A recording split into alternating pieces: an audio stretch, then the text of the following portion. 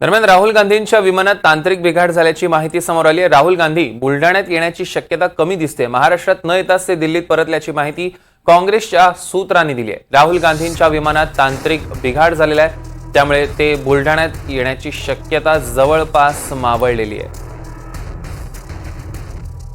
संजय तिवारी आपले प्रतिनिधी आपल्यासोबत फोनलाईन वरून जोडले गेलेत। संजय, काय अपडेट्स आहेत? सौरभ, आता जसं आपण सांगितलं, घडलं असं आहे की दिल्ली येथून त्यांचं विमान महाराष्ट्राकडे निघालं होतं असं सांगण्यात येत आहे, पण महाराष्ट्रात ते न उतरता, म्हणजे बुलढाणा जिल्ह्यात न उतरता ते परत गेलेले आहेत असं सांगण्यात येत आहे। आम्ही काँग्रेसच्या सूत्रांकडे दिल्ली येथे संपर्क साधून त्यांच्याकडनं माहिती घ्यायचा प्रयत्न केला, तेव्हा त्यांनी या बातमीला दुजोरा दिला आहे आणि हेही सांगितलं की आता बुलढाण्याची सभा कदाचित होणार नाही। आपल्याला माहिती आहे, आज बुलढाणा जिल्ह्यामध्ये राहुल बोंद्रे आणि राणा दिलीप कुमार सानंदा या दोन काँग्रेसच्या उमेदवारांसाठी त्यांची प्रचार सभा होणार होती, पण ती प्रचार सभा आता होणार की नाही यावर प्रश्नचिन्ह लागलेलं आहे।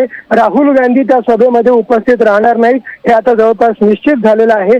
एक असंही प्रवाह समोर येतो आहे की आज दुपारी 3 वाजता ही त्यांची दुसरी सभा महाराष्ट्रात होणार आहे।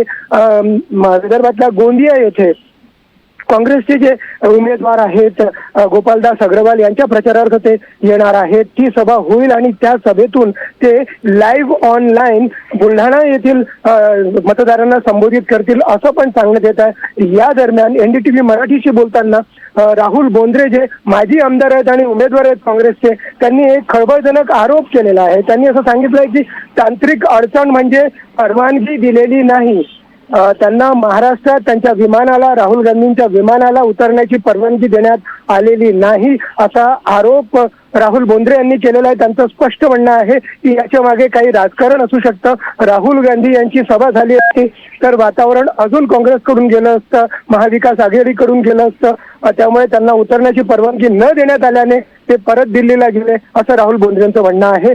खरी वस्तुस्थिती काय आहे ती लवकरच समोर येईल। निश्चितच संजय, यावर लक्ष ठेवून असा त्याचे अपडेट्स आम्ही तुमच्याकडून घेऊ। तुर्तास धन्यवाद।